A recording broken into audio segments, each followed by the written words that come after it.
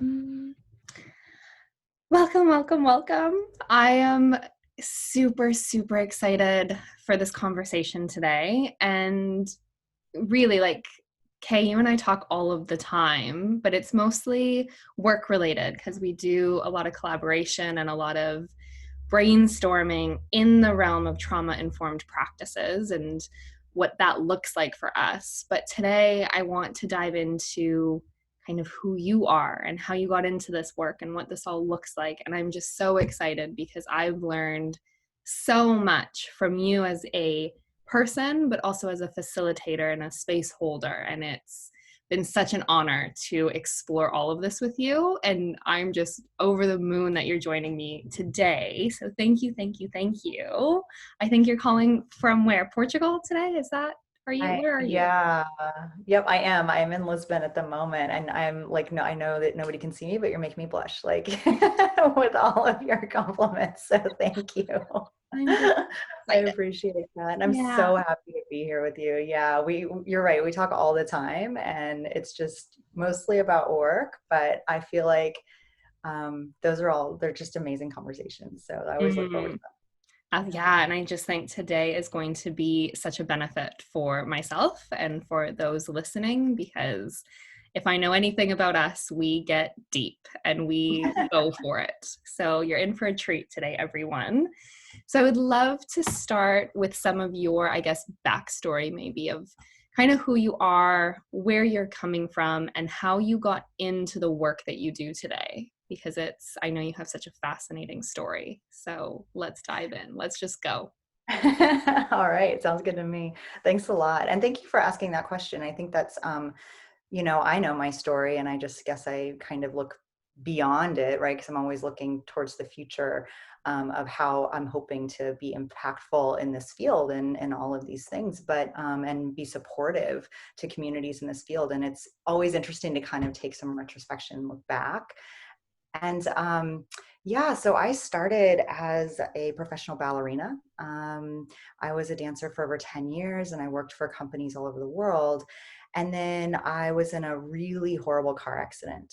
And so that life of performing and that life of movement was basically taken away from me for an amount of time.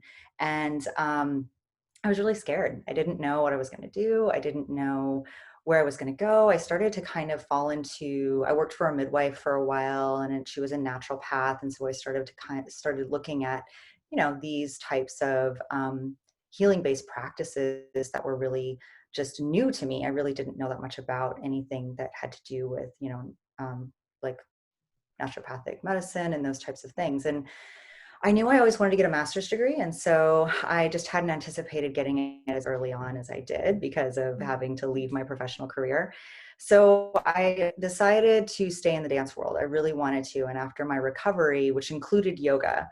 So one of the things is I started practicing yoga um, really early on after my car accident. I had broken most of the bones on the left side of my body and I didn't have enough money for physical therapy. I couldn't afford it.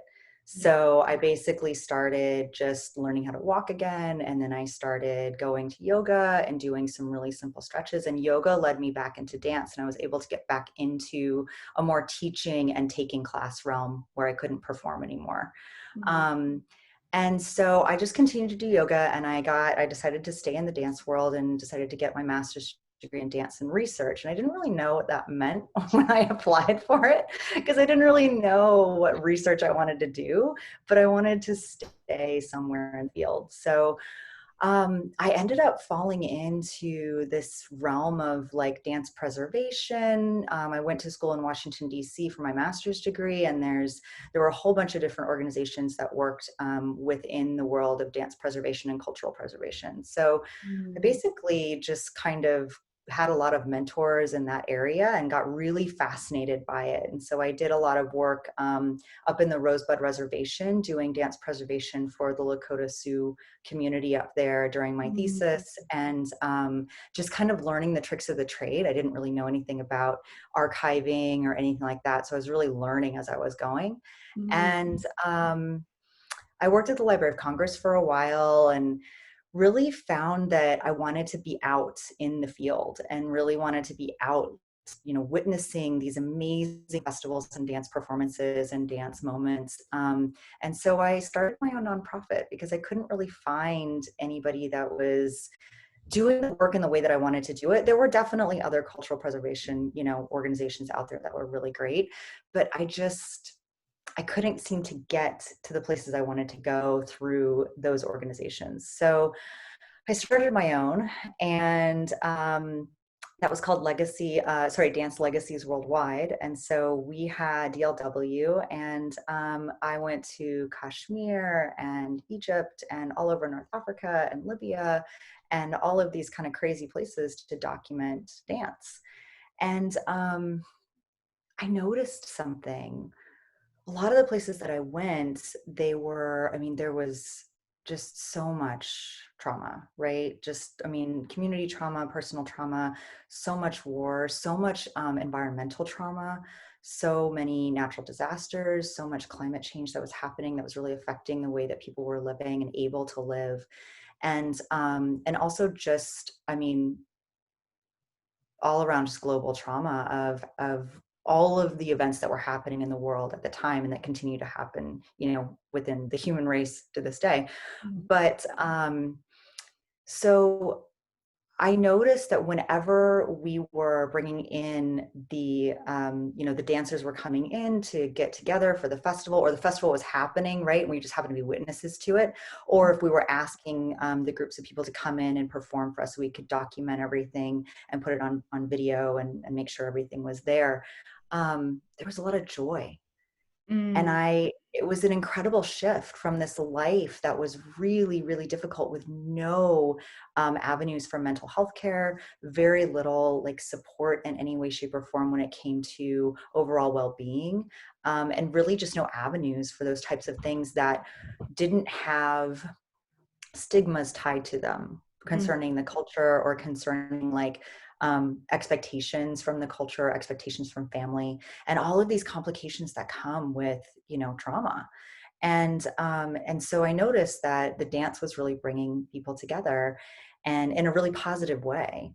Wow. And I just took a step back and I said, there's something to this that I don't know that much about, but I really am interested in it. So I started to self-educate, and I took my first trauma-informed yoga training because I continued my yoga practice, and I became a yoga teacher and all of those things. And I continued to teach dance, but I took my first trauma-informed yoga training in Chicago, I think like 3 years ago now, and I was hooked.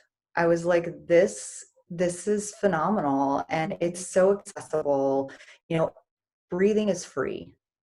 And if we can only spread the information and the tools in order to help people to, be able to facilitate their own breath, like that doesn't cost anything. It doesn't cost equipment. It doesn't cost anything. People can learn how to breathe, right?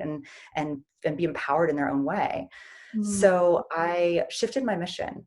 And my mission is still dance preservation. We still have a cultural preservation background, but we now are offering somatic-based restorative practices that are yoga and breathing and dance to communities of people all over the world, specifically survivors of trauma. And so we also changed our name to Legacy Motion because I felt like that was more inclusive of all the different, movement modalities that you can really incorporate when it comes to the healing process.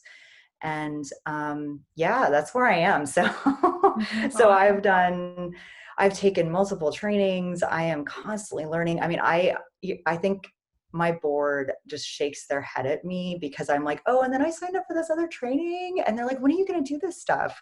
I'll sleep when I'm dead. But, so, but I swear, and, you and I met through TCTSY, which was, just such a great experience to be able to find you in that community and everything.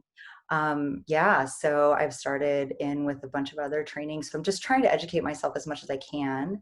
And we partner, since I'm not a clinician, right? I'm not I'm not a licensed clinician or anything like that. We partner with as many people who are already doing work in the field. So for example, we have partnerships in Colombia with an organization called Duna that has been doing somatic therapy work there for over 10 years. We Mm. partner with a physiotherapist, a trauma-informed physiotherapist in Iraq who's working with cancer patients. So we're really collaborative, and that's been really important.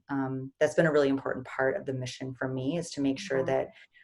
that my organization is collaborating with those people who are doing best practices in the field. But not only that, but they're also already part of that culture, because I'm an outsider at the end of the day all the time. And so making sure that we're being really respectful of that, and making sure that everything is sustainable, because I wish I could be, every place at once, but I can't. Yeah, So right. yeah.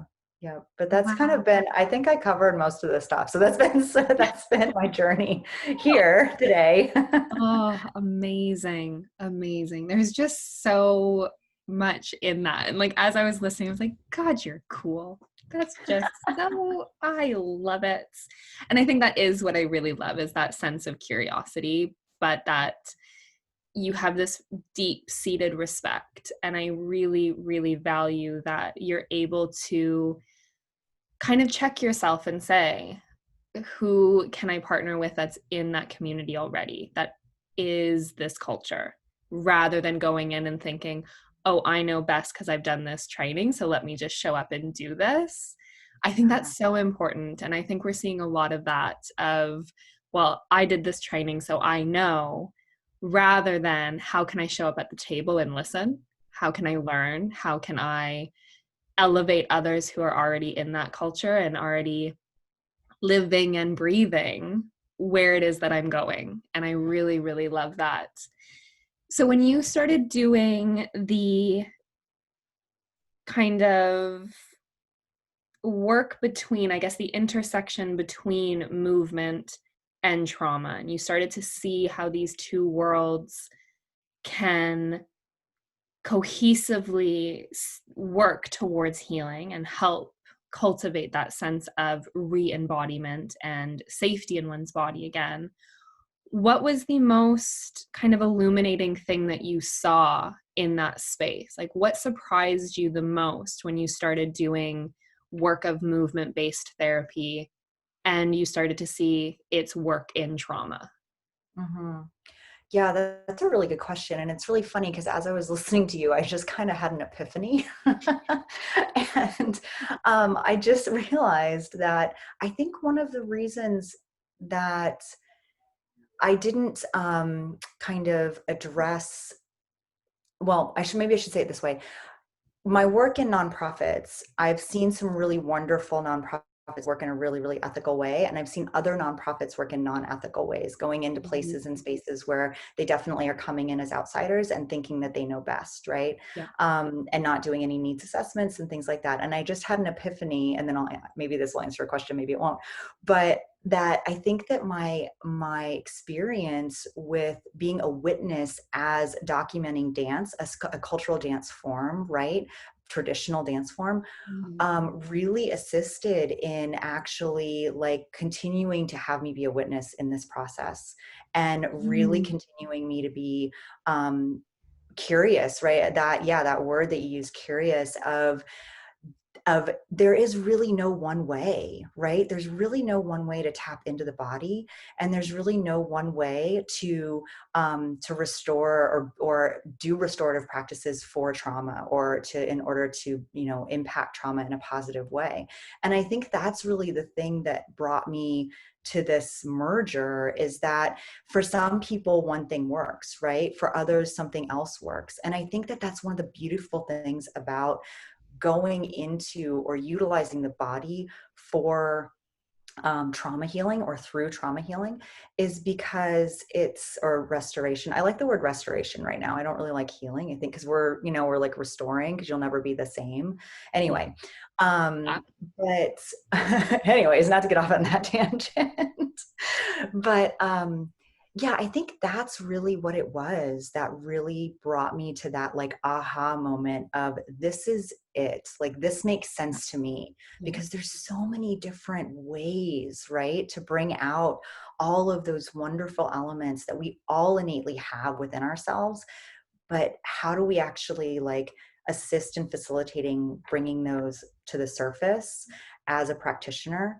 And the only way we can do that is to know more, Yeah. right? Is to know as many modalities as we can and to possibly just keep bringing out those tools for the communities and learning from those communities because they have their own ways of coping that are sometimes much better than the ones that I know.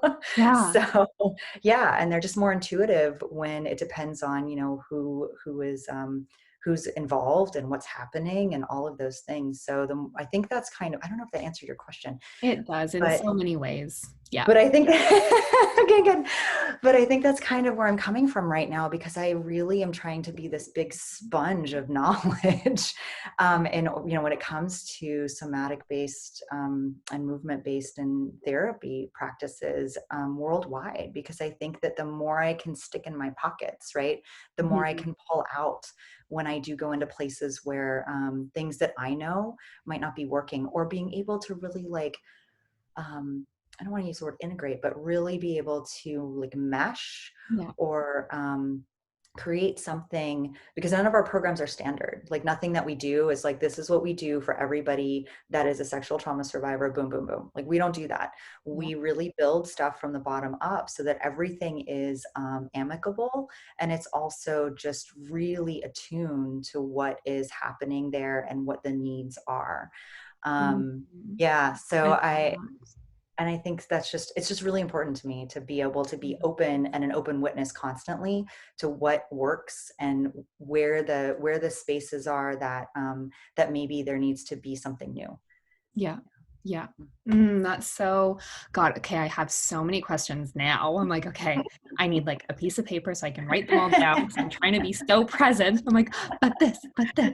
Okay, two questions come from that. And if I forget the one, remind me. Okay. One, I really want to unpack healing versus restoration. I think that's Yeah. such a huge one. Second, I'm really curious about when you go into a culture and you experience what it is that they do in terms of maybe it's movement, maybe it's their own ways of working with trauma, even if they're not doing that intellectually, but they're still working on that level. Have you ever found that you've seen a way of a certain culture doing something that you've then been able to incorporate and bring into the work that you do elsewhere? Or do you Yeah. really keep it like that culture?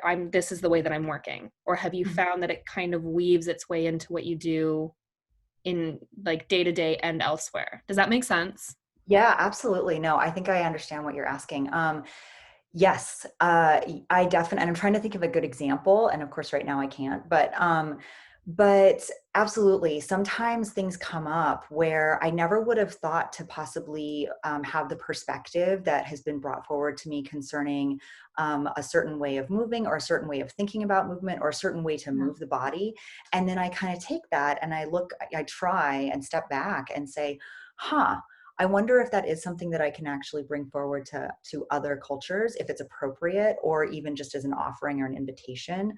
Mm, And most of the time, yeah, I found that most of the time, there most it's interesting because a lot of the people that I have had the pleasure and the honor to work with have really been interested in exploration. So even though it might not be something that they would do possibly within or with somebody from their own community, coming in as an outsider can actually sometimes be helpful in that way, yeah. because they can kind of see that I'm, you know, trying to figure out like what they're doing and how they're doing it, but then I'm also offering something that they've never ever been able to express before in that Mm, way. And so I think that's why that sort of melding can happen. um, But I definitely think it depends. Obviously, it depends on the community. It depends on the company you're in. Yeah. There's a lot of challenges, especially places that have possibly more rigorous, religious, Yeah. um, types of challenges, not challenges, but rigorous viewpoints Right. when it comes to gender and all of those things. And so it's just, and also men and women together in spaces, and so it becomes, right, those things start to kind of shift and change the way Yeah. that certain other people might be able to express themselves, which I'm not knocking at all. I am not saying, I'm not agreeing or disagreeing one way or the other, but just being very conscious of that. And Yeah. so sometimes yes, and sometimes not so much. But I would Exactly. say more often than not, in my recent experience, yeah, absolutely. Really Mhm. cool. Really cool. And I think that just kind of highlights just how true the notion of there is no one size fits all. There is no one way to do quite literally anything. Mhm. End of story. Because if we look at cultures globally and we look at the different societies that have been constructed and we look at different religions and spiritualities and all of these different things, everyone has their own way of navigating this world. Everyone has their own personal way, but then their own collective identity within their culture and then within like the global society and how they show up in that. And I just think it's really cool that we can really see how we can coexist. Like Yeah, yes. Oh my gosh, yeah. we can meet each other where the other is at and have that more compassionate understanding of saying, okay, what I know to be true for me up until this point has worked, but what do Mhm. you have to say? Yeah. What are you doing? What's working for you? And how can I then kind of like make shift my own journey and my Mhm. own belief or faith or whatever word you want to say? Like we see it so often, but I think it's really important to see it on that grander scale of not making anything right or wrong, but really understanding that what they've done up until this point is everything that has worked best for them. It's Yeah. been what serves them. And it's not about going in and saying, I know best, do this my way. Here's the structured and standardized way of healing. Here you go, Mhm. do that thing. It is very Mhm. much who are you as a human being, and how do I not only meet you where you're at, but how do I meet you where I'm at and my own understanding Yeah. of this.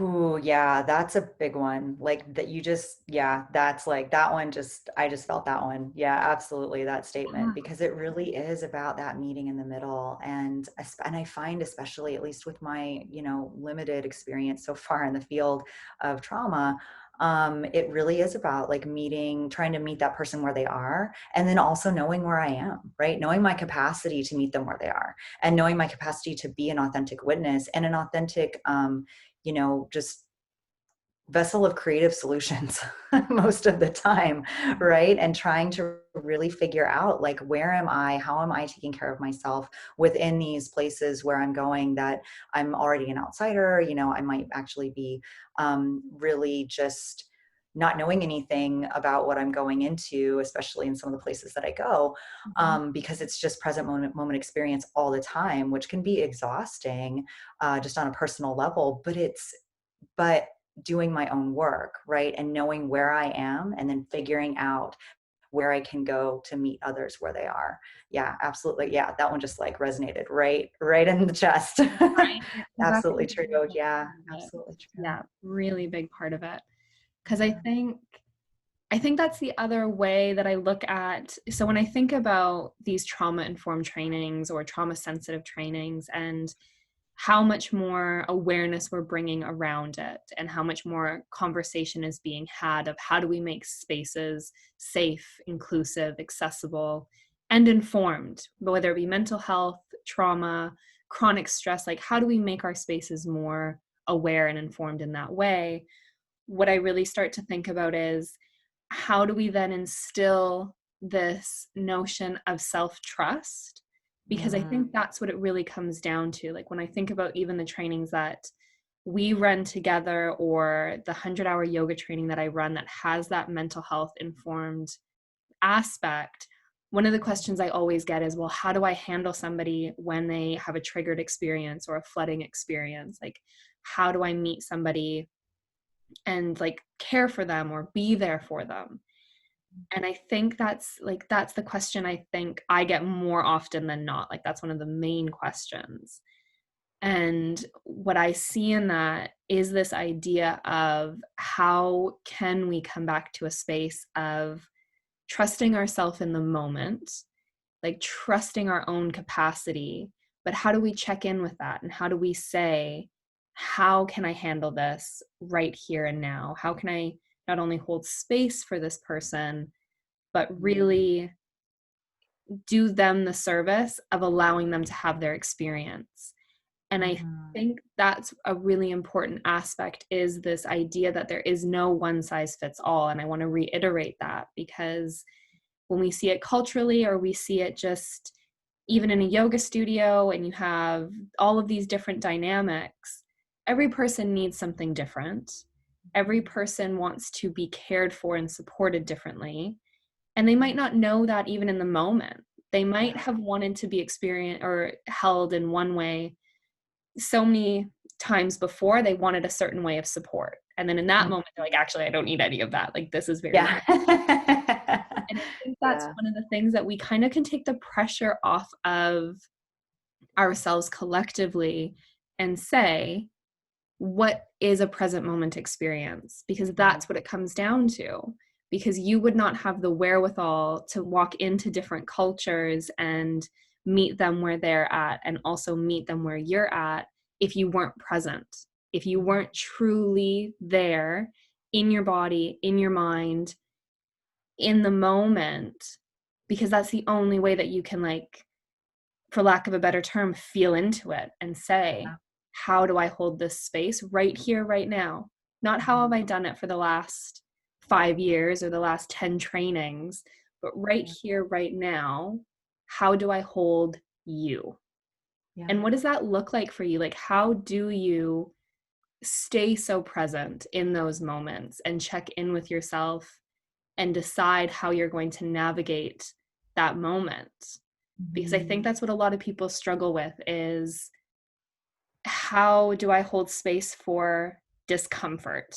Because when somebody else is having an experience, be it triggered, flooding, or just uncomfortable emotions in themselves, that can trigger discomfort in us, because we're like, ah, what do we do? How do I hold you? What do you need? How do you check in with yourself and then choose how to hold space? That's that's a loaded question, girl. That is a loaded question. I love it. And I love it. It is a loaded question, but the first word that came up right when I heard you asking that question was support. I have so much support. Like, I am not doing this by myself, and I'm very aware of that. And when I mean support, it's the people around me that love me. And I'm I have so much gratitude, and I'm very fortunate to have that. That's not always the case. So I have to be very aware of that. And first and foremost, it's just the people that I have that not only are working beside me, like yourself, right? All the support that I get from you, from my other colleagues, but also my personal support network that I have. That's essential.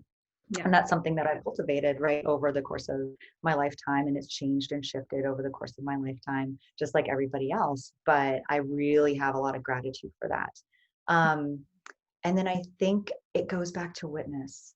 I think that really the best way for me to be attuned to somebody else's needs and to really figure out what I'm feeling in the moment, firstly, is I have to be attuned to myself, right? And I have to be able to really, really dig deep and be honest in that present moment within myself in that split second, which takes practice. And it takes moments of breaking down with my support network and then coming back, right, to be able to be present the next day. So I'm definitely not ashamed to say, like, my support network really, really holds me up.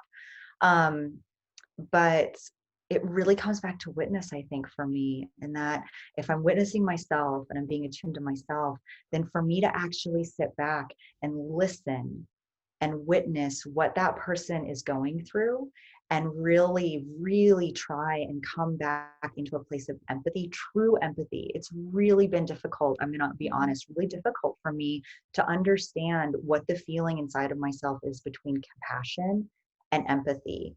And there's a difference, right? Like, I think there's a difference. That. Yeah. And so with compassion for me, I feel like compassion holds, at least in my body, it tends to hold more around fixing. So I'm compassionate for somebody, and this is just me. This might not be a definition that somebody else has, but for me, when I think about experiencing something as a witness for somebody else's experience, then if I go into compassion right away, all I'm doing for myself is that I'm thinking about how can I fix the situation, right? Yeah. I still have compassion for them, and I'm really because I'm feeling so much into I'm looking and seeing what is happening and what the issue is. Okay, how can I fix it so that I can make you feel better, right?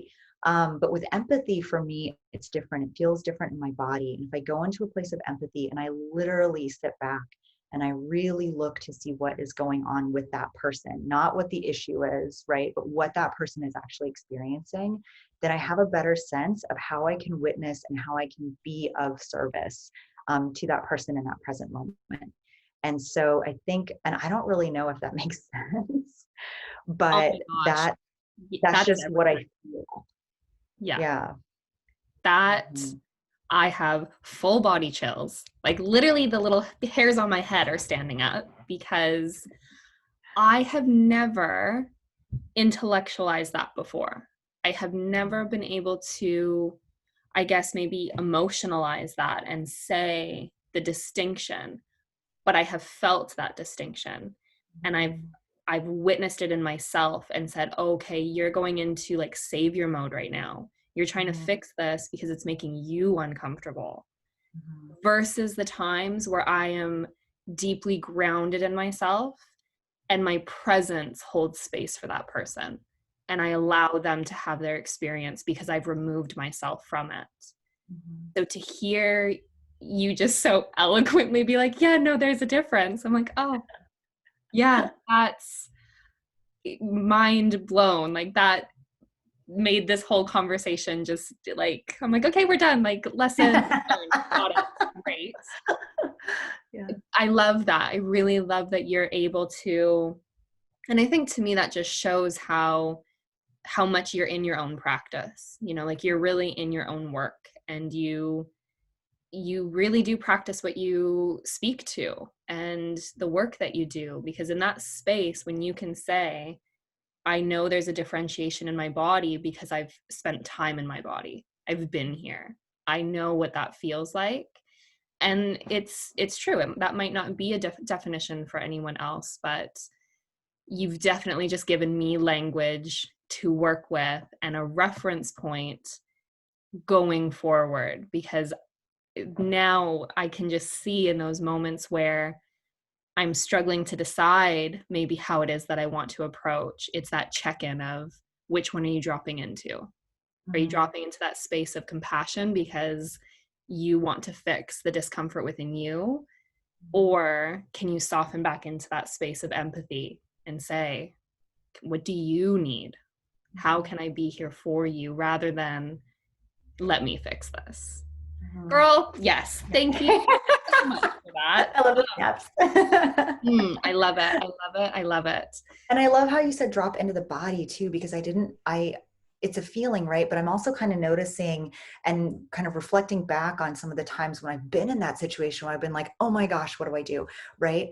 But really, I think that it also, I'm gonna totally give some props to like my dance training of this idea of being able to still hold myself in pain, if that makes sense. And so Mm, even though I'm feeling discomfortable or uncomfortable, this idea of co-regulation, if I am able to hold myself in a way that is soft, that is trustworthy, that is inviting, even in a moment that is just completely difficult and completely, out of my control, I found that just that calmness, like literally that physical the physical cues that can come from that calmness of being able to hold a body that way or hold your own body that way has made all the difference in the world. And a smile, Mm. right? If it's appropriate. So either just a look of calm on your face, or whether it's just, resting your hands in your lap and just being,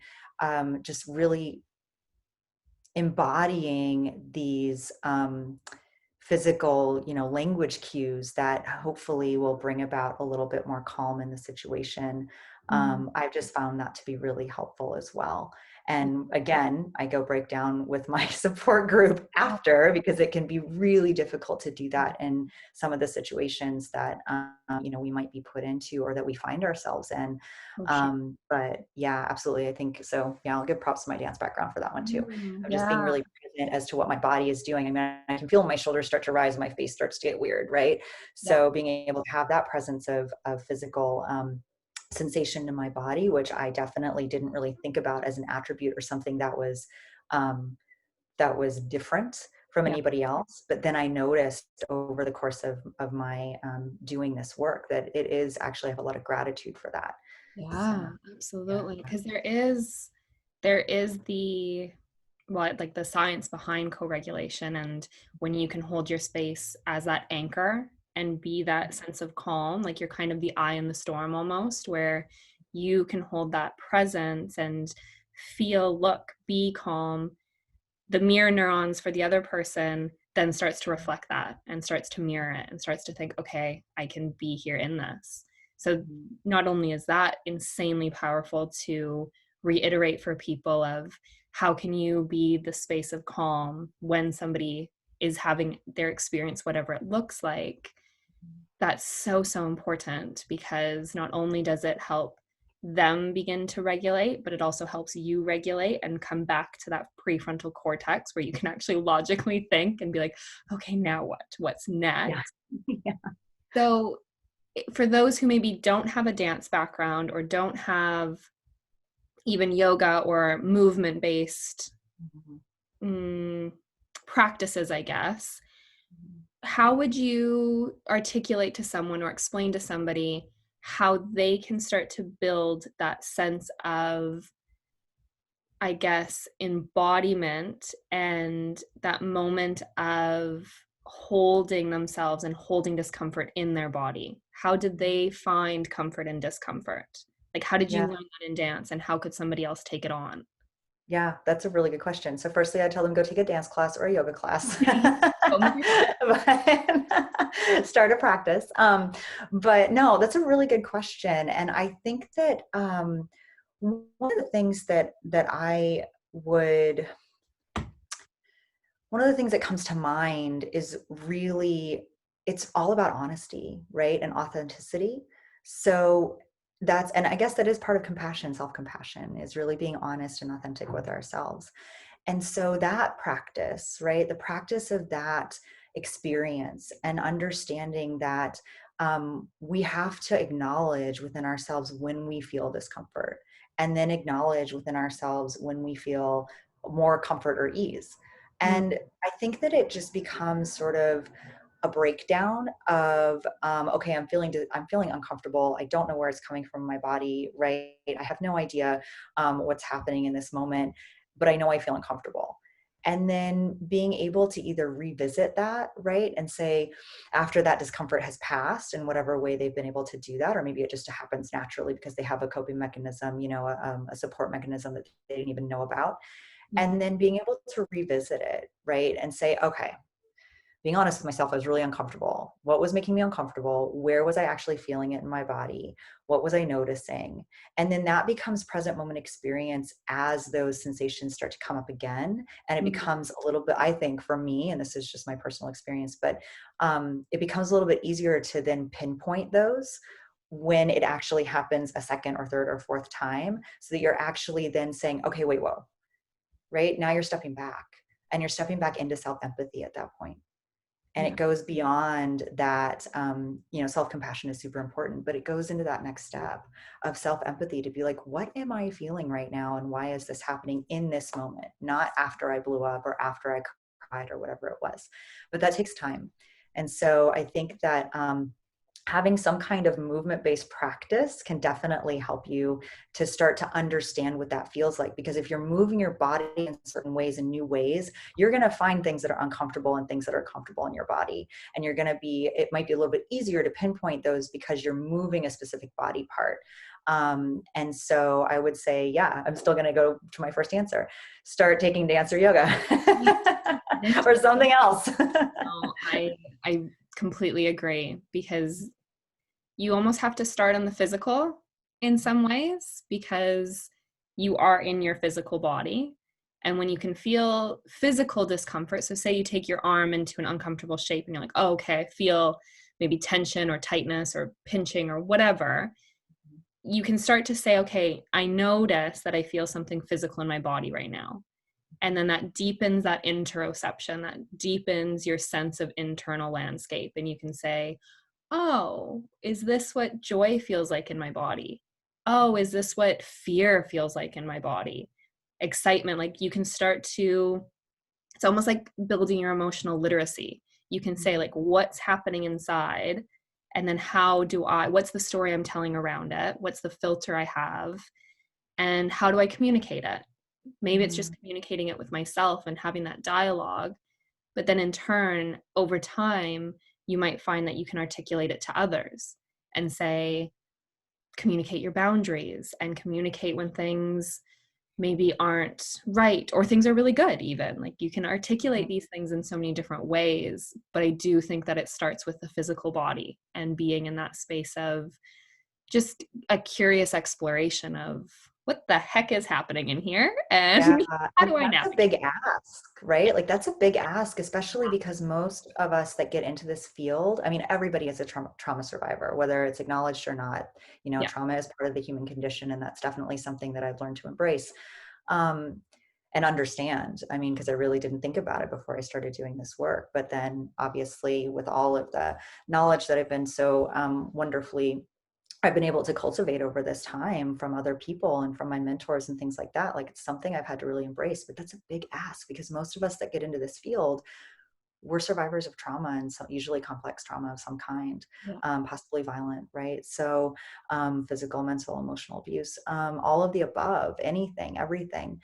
And so for some of us, the work that we're doing is it's that can be a scary place, right? To really go into and learn what it is within ourselves that triggers us, what it is within ourselves we can hold capacity for and what we can't, because it might be too close to our scar, or it might be something that's far enough away that we can numb out, Yeah. right? And so it's really a matter of finding that balance, and we have to start with ourselves in that way. And Mm. that's a huge ask. So I definitely don't take for granted the fact that that while I feel really comfortable in my body because I've had a professional career over a lifetime, I'm still exploring new places that I'm like, oh, I didn't know that was in there, right? Like I didn't know that that's how that felt, because it's an ongoing process and it can be really, really vulnerable, and it is vulnerable. But again, that support network, right? Having my person or my people. Yeah, exactly. Because that's the thing is when we think about it, a lot of the time, our body is basically the vehicle of that trauma because we were in our body when we experienced it. And it's Yeah. imprinted in whatever way you want to say, like different schools of thought will say different things.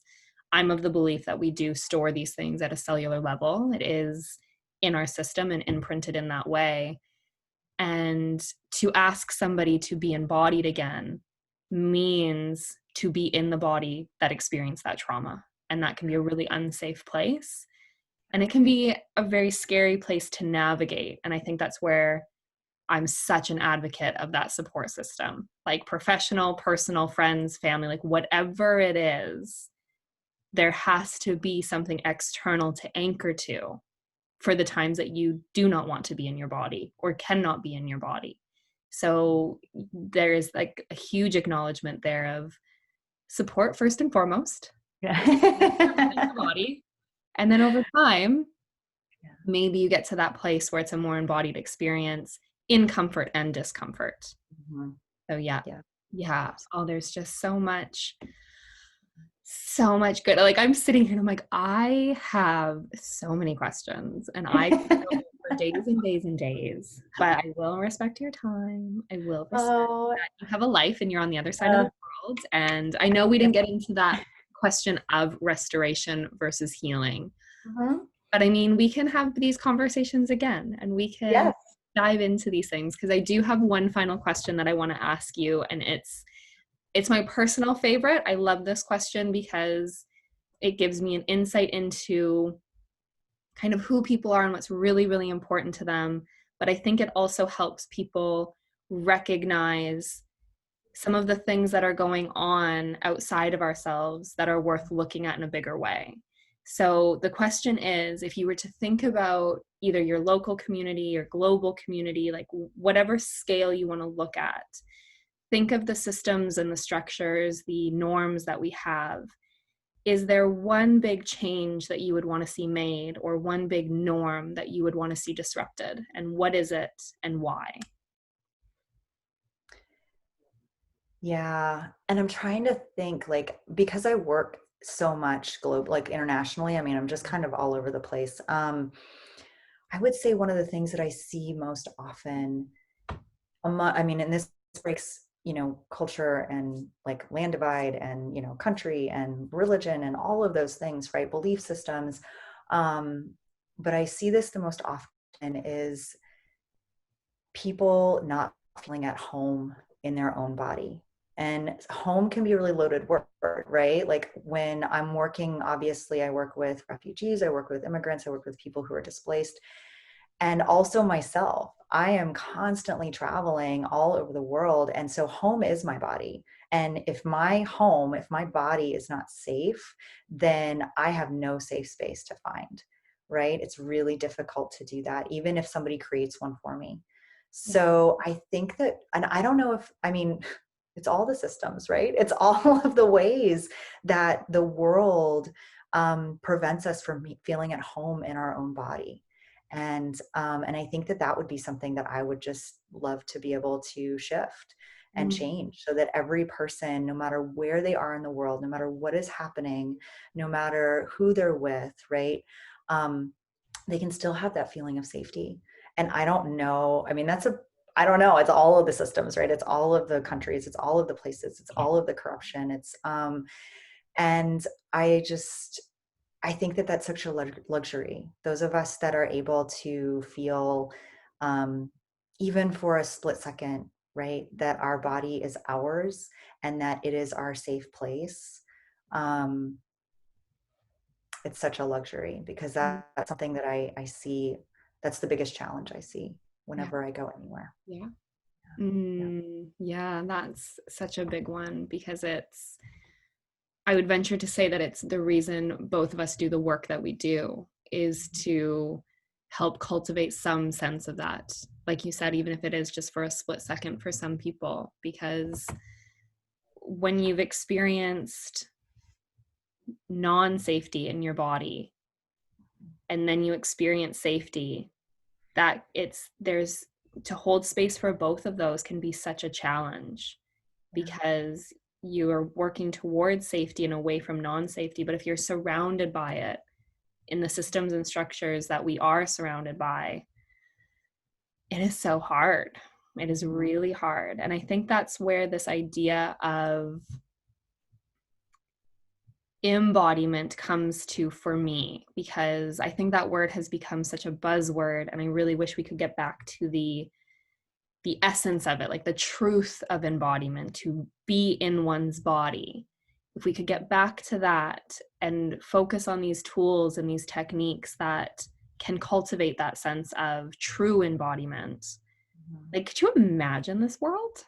Man, God, it Every would be single night. incredible. Yep. Every night when I go to bed, I try and imagine it. Yeah. Yeah, yeah, I love it. I love Yeah. it. And I think I have been able to bear witness to the work that you do and how you show up in everything. And even just in this conversation, I'm like, yes, you are living into that purpose. You are living into that mission, that whatever you want to call it, your dharma, whatever.